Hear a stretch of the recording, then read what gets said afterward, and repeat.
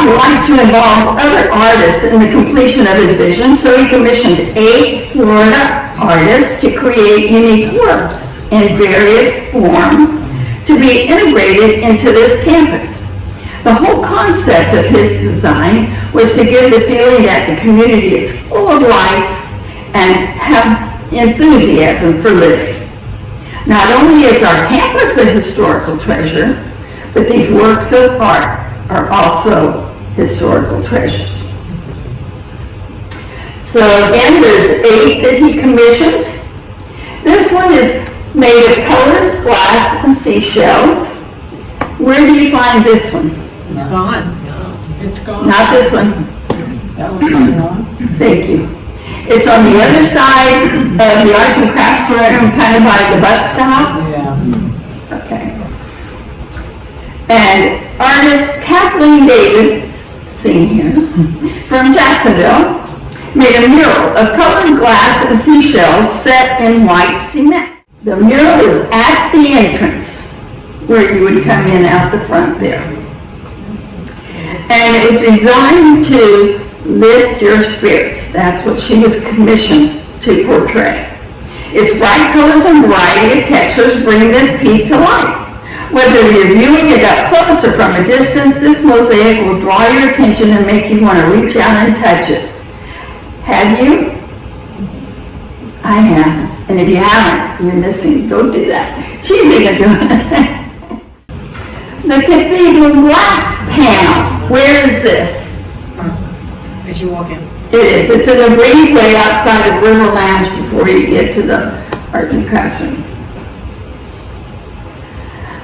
Artist Anne Holloway Williams from Jacksonville was commissioned to depict an abstract pattern for the universal concept of God. Her interpretation of the Holy Trinity uses symbolic shapes and rich colors to represent God as the creator and universal ruler. The multicolored cathedral glass was cut and affixed with an epoxy adhesive to a single sheet of polished plate glass. And notice how many panels? 3. Yeah, for the Trinity. Sand sculpture. Where is this one?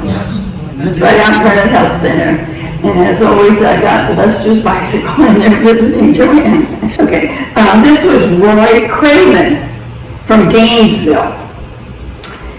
He was instructed to show the process of healing in a happy mood. His design is simplified forms of the sun and its rays, running water, and herbs. At the center of the solar system is the sun. The sun furnishes heat and energy to make everything grow, and as the sun passes through the water, the resulting photosynthesis creates growth, such as herbs from which medicines are made. Now this one was made by Memphis Wood from Jacksonville. Asked to create an abstract of the caduceus, the traditional medical symbol. The caduceus is a welcoming and comforting sign to all who enter the health center. Memphis used a variety of mediums to create this captivating piece. Sculpture. Where is this baby? Everybody knows this one. It is. It's right out in front of where Azalea was, and it was commissioned to Ernest Cox of Tampa. He was given the most unique commission.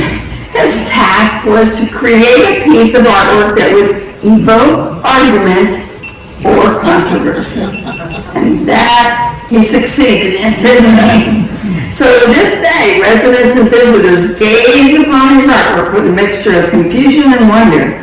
What is that really supposed to be? Tiled mural. There was this. This was by Mary Ann Bryan from Jacksonville. So I asked you to remember the name Memphis. I'm going to ask you to also remember Mary Ann. She did this piece to beckon people coming to the auditorium. Beautiful mosaic, browns and reds and orange ceramic tiles. She was commissioned to make a simple statement that all who enter this auditorium will have a fine time. This is a mural oil painting, which I hadn't seen and did not know where it was. Two people actually said, oh, I think it's over in the admin in the conference room. So if you've been over there, which I haven't recently at all, and it is huge, look at it compared to the chambers. It's the whole wall apparently. So this was by William E. Parker from Jacksonville. His charge was to evoke joy. It was ablaze with vibrant reds, blues, yellows, symbolizing the glory of the creation of life. Were these ceramic pots? Did anybody ever see these? There's one of them, he used to be in the museum. Bingo, yes, that's true. So our friend Sharon Williams, I reached out to her and she said that is true. In fact, it's stored in a museum vault. It had been over an admin reception. It weighs about 200 pounds, the big one.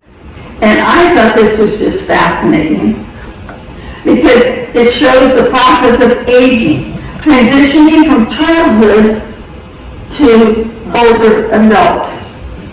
And so these pots were commissioned by Charles Brown, the third name I want you to remember. Among the largest pots artwork ever done by Mr. Brown. Mr. Broward's hope was that abstract works of art would stimulate people, make them mad or glad, but not sad.